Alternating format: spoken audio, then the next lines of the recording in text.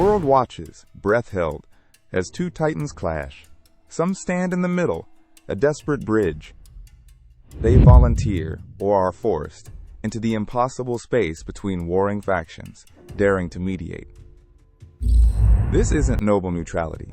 It's a tightrope walk over a bottomless chasm, with no net below. Both sides eye the bridge with suspicion, questioning every motive, every word, every desperate breath.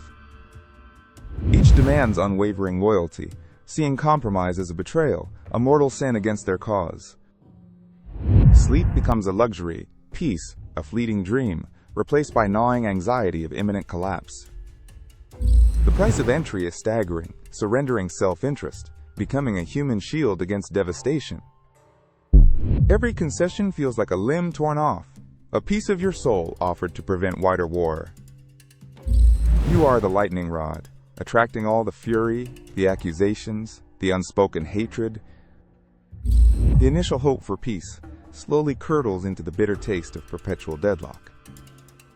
Every negotiation is a battle, not for agreement, but for survival against emotional attrition.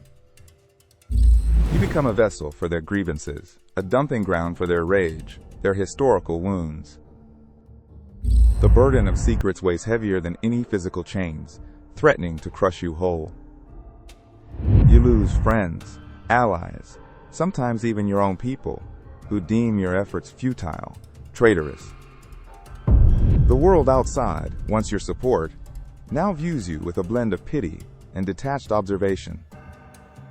Each diplomatic triumph is merely a temporary reprieve, a breath before the next storm of conflict. The ground beneath your feet is always shifting, a quicksand of shifting alliances and broken promises. Your identity blurs, no longer a nation, but a functional object, a tool to be wielded, then discarded. The constant need for impartiality forces you to suppress your own values, your moral compass fracturing. You stand between a rock and a hard place, praying neither side moves, knowing they inevitably will. The pressure mounts, a constant physical ache behind your eyes, a hum in your very bones. Each negotiation is a test of endurance, a marathon of veiled threats and conditional offers.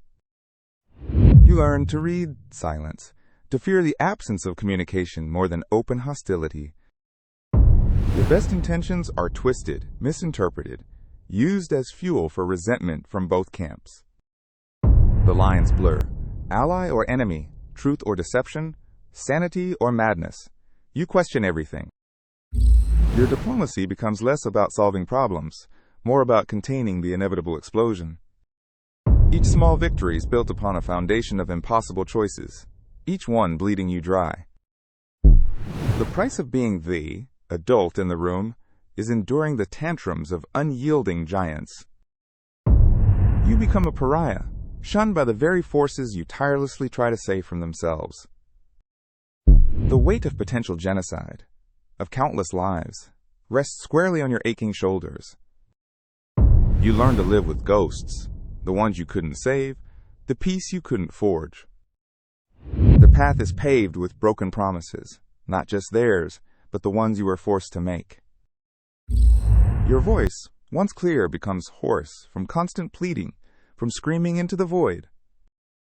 The ultimate betrayal, realizing your existence, serves to legitimize their never-ending conflict.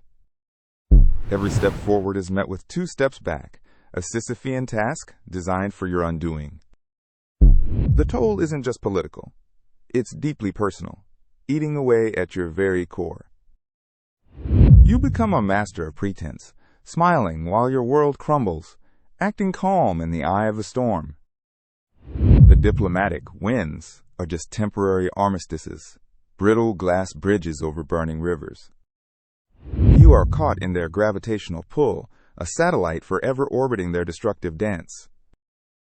The bridge isn't a safe haven. It's the most dangerous ground, target practice for both sides. Your legacy, if it survives, will be written in footnotes, a testament to valiant, doomed effort. The path to peace is paved with the sanity of those who dared to walk it, now shattered. You become an emotional scar tissue, thick and numb, yet constantly burning with unresolved pain. Every failed attempt carves deeper lines into your soul, a testament to humanity's stubborn cruelty. The diplomatic tightrope is not meant for walking, but for breaking, for teaching brutal lessons. You embody their stalemate, a living monument to their inability to find common ground. The sacrifices grow larger, the gains diminish, until only the hollow echo of effort remains. You are the canary in the coal mine, but no one listens to your dying gasps.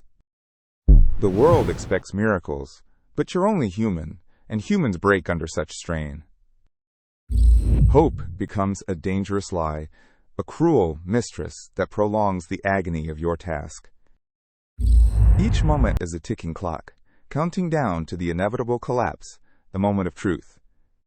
The diplomatic bridge is not built to last, only to buy time, a fleeting reprieve from chaos. You see the abyss daily, but never truly grasp its depth until you plunge headfirst into it. The illusion of control is shattered, revealing the stark, brutal truth. You are always powerless. Your efforts, however noble, are just delaying the inevitable, painting over cracks in a dam. They called you courageous. Now they call you foolish, naive, perhaps even complicit. The wounds you heal on the surface fester deep within, poisoning the very wellspring of peace. Your own people begin to resent the resources, the lives, poured into a seemingly endless cause. The constant code switching, the delicate dance, leaves you exhausted, stripped of authentic self. You become a living testament to humanity's inability to reconcile, only to endure each other. The weight of the world, often unseen, becomes a physical burden, bending your very spine. Your hands, once clean, are stained by compromises, by the blood of unintended consequences.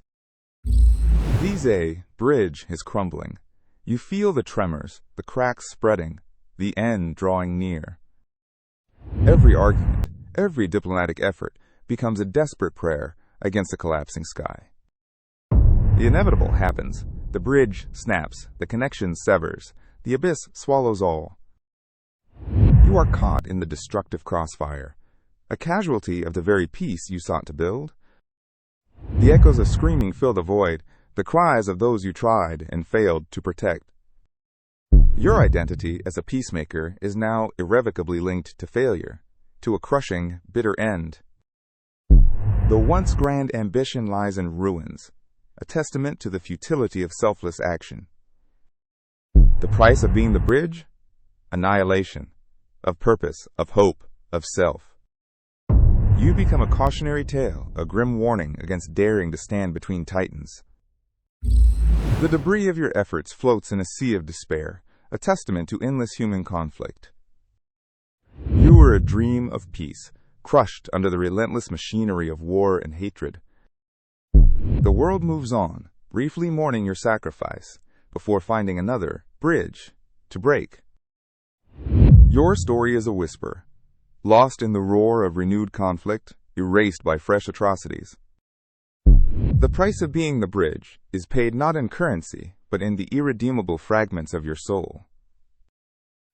And yet, some still step forward, a testament to human delusion, or an unbreakable spirit. The cycle continues, each bridge a temporary dam against an ocean of human cruelty. They hoped for unity, but found only the cold, hard geometry of irreconcilable differences. A bridge is temporary by nature. It's meant to be crossed, then left behind, or destroyed. Their reward? The silence after the explosion, the quiet of a peace they couldn't sustain. The lesson is always the same. Some chasms are simply too wide, too deep for any bridge. But the human heart, ever foolish, ever hopeful, will always seek to build another. Until the next crash, the next collapse, the next soul consumed by the impossible task. The scars of diplomacy are not just on the land, but etched deep into the soul of the bridge.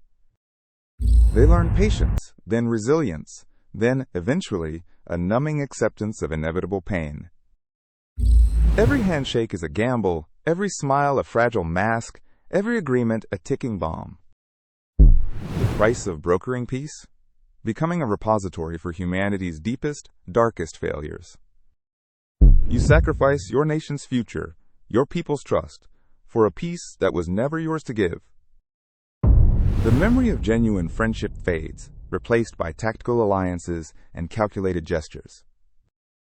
You become a living paradox, both crucial and utterly expendable, always on the edge.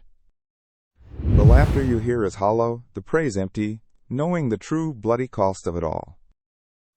Every peace treaty is a thinly veiled truce, a pause before the next inevitable eruption.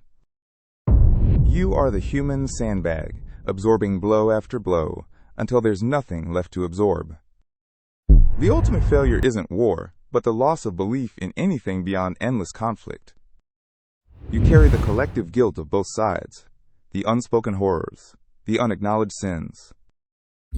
Your success is defined by what didn't happen, a negative space of horror narrowly averted. The weight of humanity's failure crushes not the strong, but the compassionate, the empathetic. You become a tragic figure, remembered for the pain you bore, not the peace you fleetingly offered. The diplomatic bridge is a desperate gamble, where the house always wins, and you lose everything. Your hands, once symbols of connection, become scarred, calloused, forever marked by the struggle. The ultimate price of being the bridge? The profound, soul-shattering loneliness of bearing all.